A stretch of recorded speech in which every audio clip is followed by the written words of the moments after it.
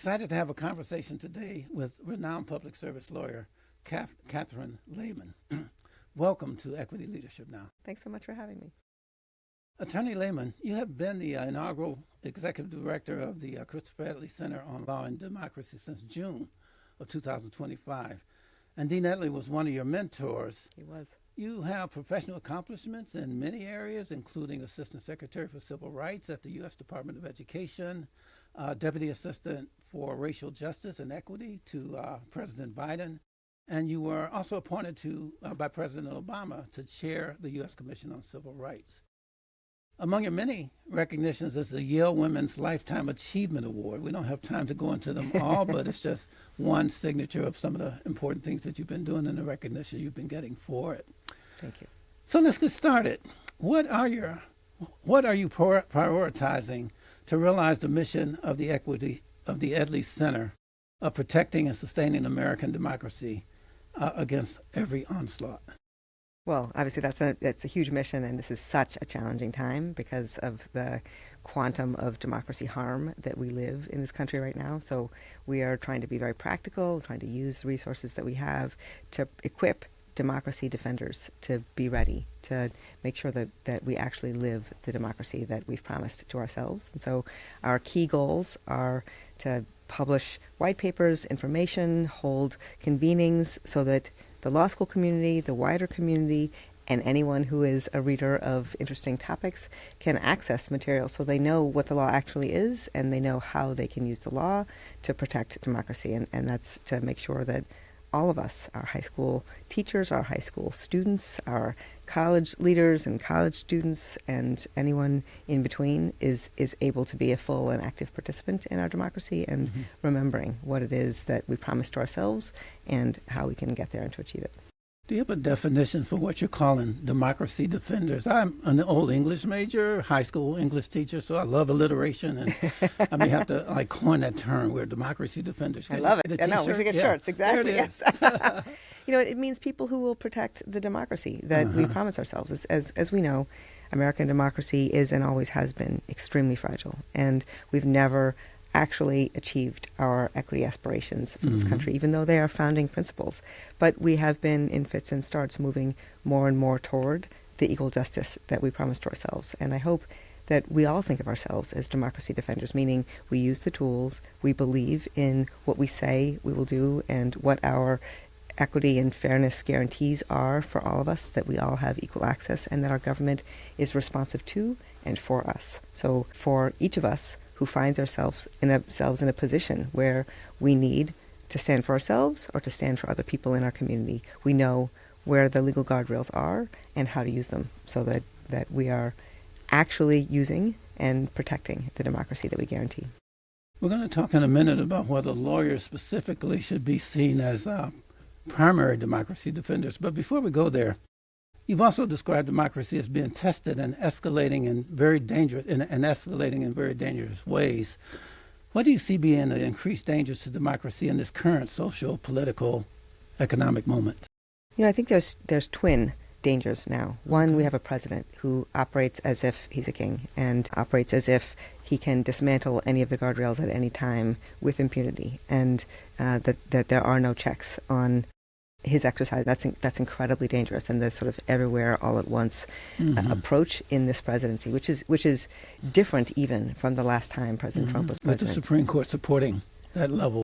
Frequently supporting it, not always, but frequently supporting it. But that's the twin part that I was actually going to next, is that we have a very dangerous exercise of presidency right now, and we have a public at every level who have been too accommodating to that exercise of presidency. And so that certainly includes the United States Supreme Court in very dangerous ways, but also our institutions, our nonprofits, our private businesses, colleges and universities, Congress and the public, right? Yeah. That too many of us are acceding to the patently unlawful demands from a president, and our democracy guardrails don't work if we don't use them. So, what would be more effective for us for protecting the way that we expect to live and what we have guaranteed for all of us is if, when we see unlawful actions, including from the president, we say no. And that is, we have a long history of being able to do that, and we need to find it in our presence again. Yeah, the third No Kings rally that we just had is a big no. in and of itself. But Yes.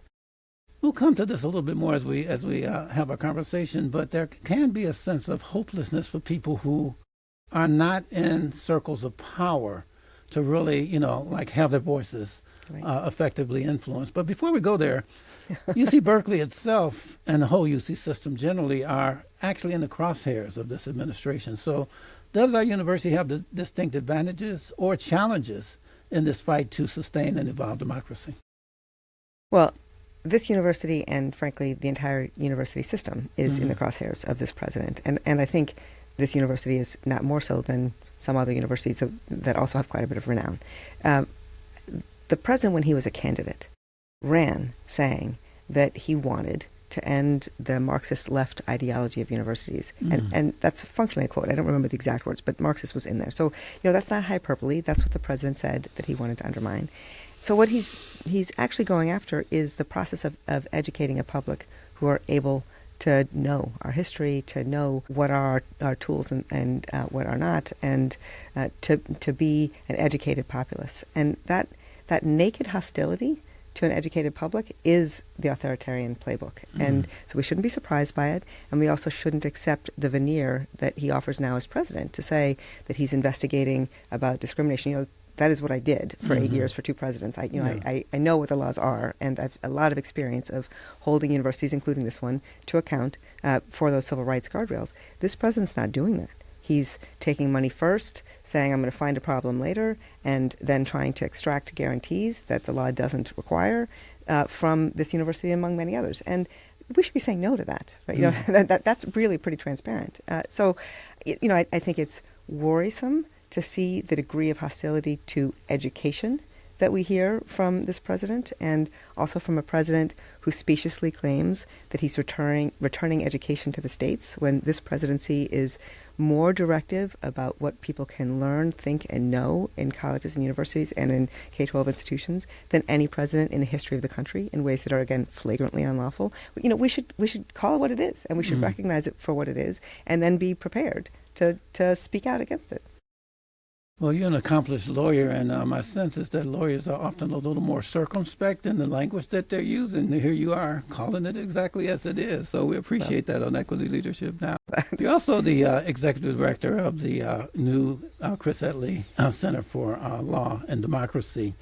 And before he was dean of UC Berkeley's law school for 9 years, he also spent 23 years as a Harvard professor. So I have a couple questions in that regard. First, how do you think his scholarship shapes ways that we think about relationships between democracy, law, and public service? His scholarship is important, and I deeply respect it. One of the things that I think was really a signature for him, and such an important model for me and for so many of us, is the way that he used practice as a guidepost, always. That he moved between government service and education and education leadership, and he taught everyone who came behind him that we can use our tools for the public good.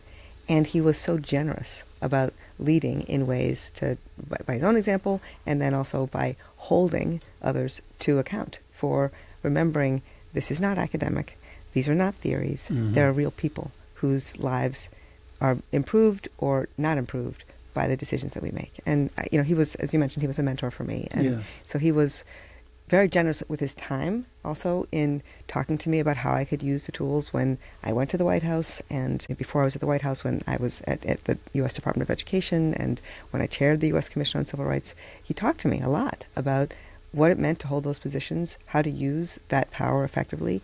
And his scholarship also makes those points, and his deanship, his professorships, he was always showing students you can be an academic and you can, when you go into public service, it's worth it, and you should remember that people depend on you, and so you should use every moment understanding that there's a goal and that there's people who will benefit from your work, and then take what you learned and then translate it into theory and practical tools. And that's such a beautiful model about how to use that mind and also how to use our skills and our gifts.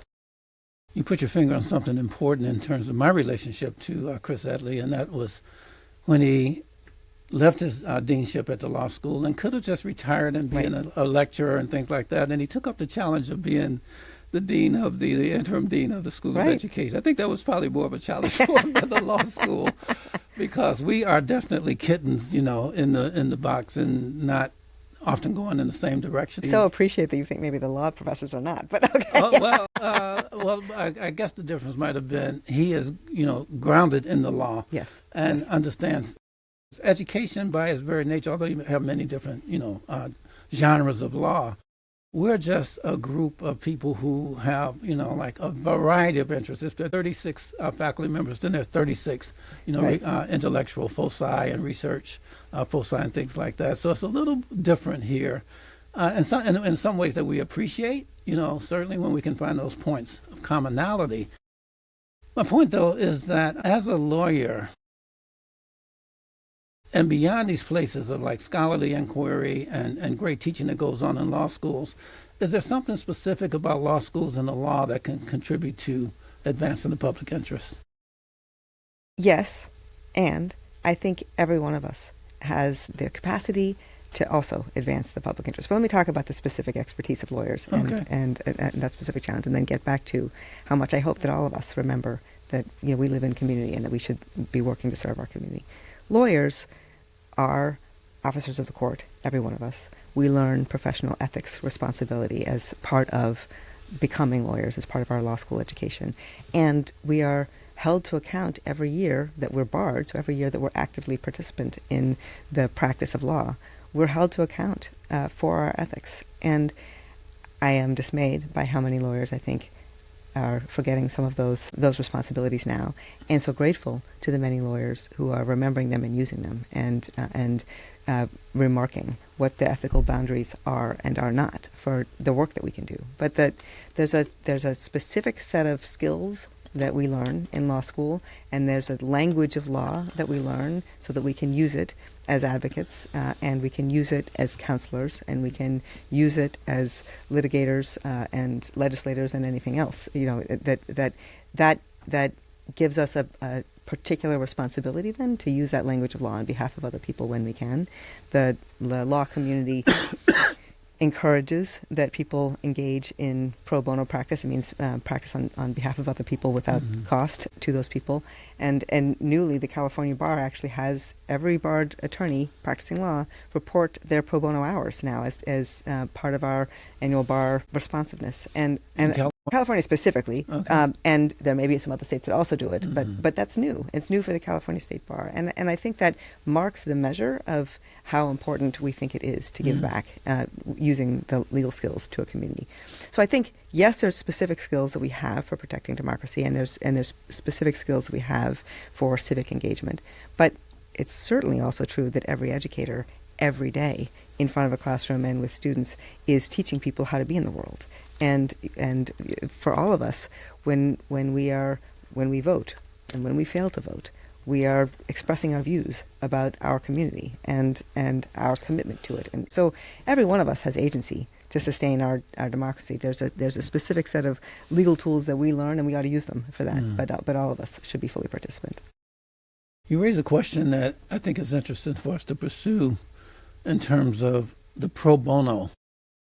Not so much as a requirement, but as something that's a part of the ethics of lawyers. Right. And I'm just wondering what would happen if every discipline, every profession had a concept of pro bono, that whatever your skills are, if you're an MBA, if you're an engineer, if you're, a college professor, what do you do pro bono for the community that allows you to exercise your skills in that domain? I agree with you, and I think that in a lot of professions we do have a thumb on the scale for that kind of work. I mean, to cite some examples, no teacher is ever paid for all the hours that teacher spends in educating people and giving to the students in front of them. So, first and foremost, let's just recognize, what happens for people who are educators and what we ask of them.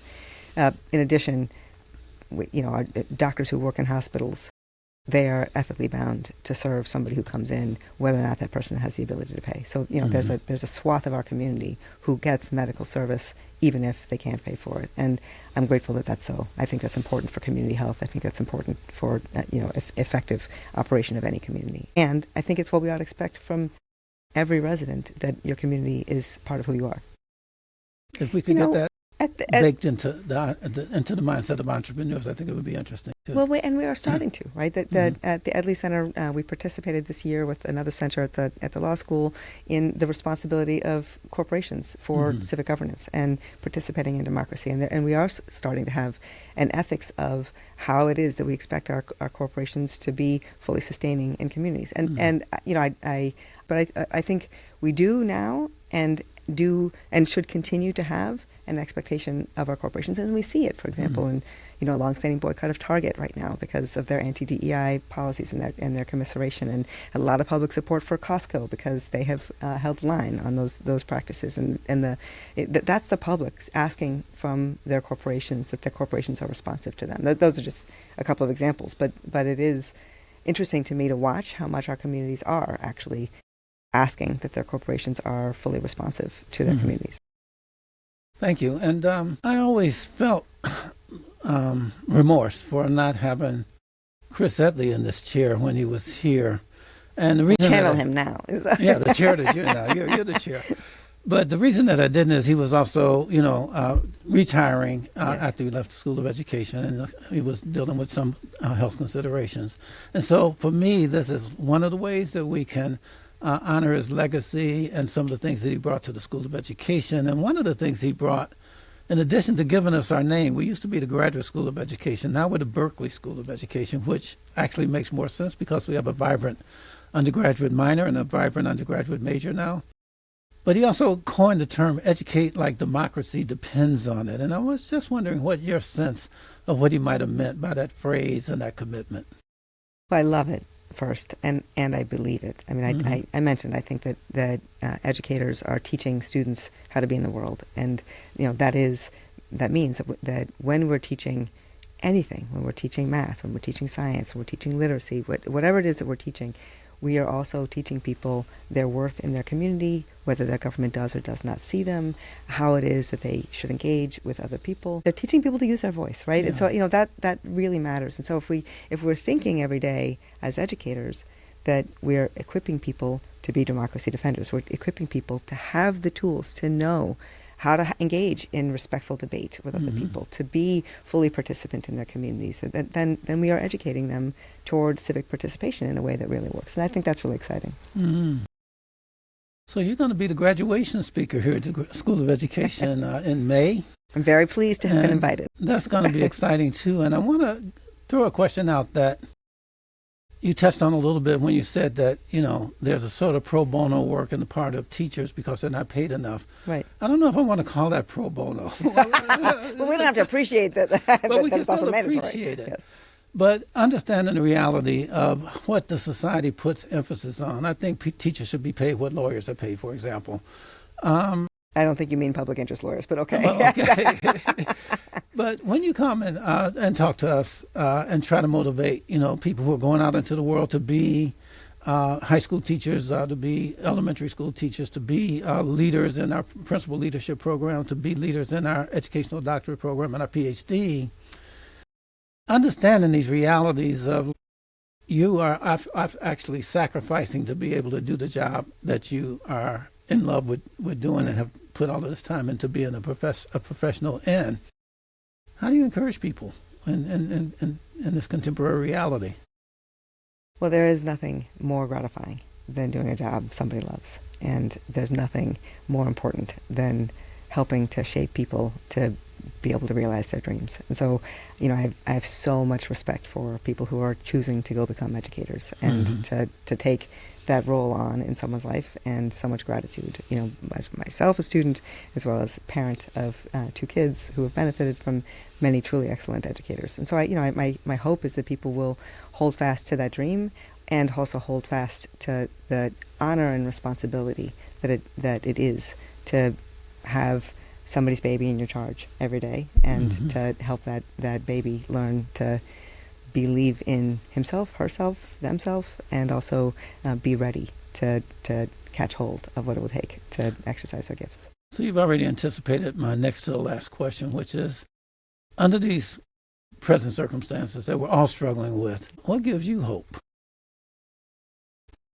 A long-standing study of history helps, because we've lived very difficult moments before now in this country, and everyday leaders have helped lead us out of those very difficult moments. This is a acutely dangerous time in American democracy. You know, we are declining as a democracy faster than any other declining democracy ever in the history of the world, and that is an astonishing thing to hold. And it's also really important to remember that each of us has power and each of us has agency to work toward our equity aspirations, and that we don't have to accept the word of the president as law. It's not the law. The Congress makes the law, and when the president issues executive orders, he's using his voice, he's directing executive agencies in how he wants them to operate, which is fine, but the law has not changed. And in particular on equity principles, we published a white paper about this. We call it The Truth About DEI. But in that white paper, we explained that there is no federal law that requires that DEI activities not be engaged in, that outlaws DEI activities. Yeah. That the president has had a repeated onslaught against them, including as recently as last week. But the reality is that the law is unchanged, and that the United States Supreme Court, the last time it looked at this question, explicitly ruled that seeking to achieve diversity is compelling and is a laudable goal. And so when the president tells us, as just an example on this topic, if the president tells us to stop doing that, we can say what we're doing is lawful and we can continue because it is in our best interest as a country. It is, as the United States Supreme Court has said, a laudable goal. And there are lawful means still to do it. And, you know, so I have hope about what's still possible, and I have hope about people holding on to that, using it, and speaking that truth and operating consistent with it. If anything happens and you're not able to make it to the graduation, we're just going to play this podcast. Okay? We want you to be there. We want you to be live. We want to see you in the robes, the regalia. So closing out, I want to throw a little idea out there for your work as you move forward. How can more people support the important work that you're doing at the Etley Center for Law and Democracy? Well, come to our events and sign up for our newsletter, and certainly those who are interested to support us financially, we're very welcome to do that. We'd love to grow our center as well. But the biggest support will be to use the tools. And so, when we're sharing information about what the law is, when we're sharing information about what is still possible, and that's all online. It's on anybody who puts into a search engine Edley Center on Law and Democracy will find us. Yeah. And also we have a publications page, and all that material is right there. And also invite people to our events, and we love it when people come and learn from the amazing and talented speakers that we have who share their expertise as well. Catherine Lhamon, thank you so much for joining us on Equity Leadership Now and sharing your ideas. Thanks so much for having me. I really appreciate it. Okay, thank you.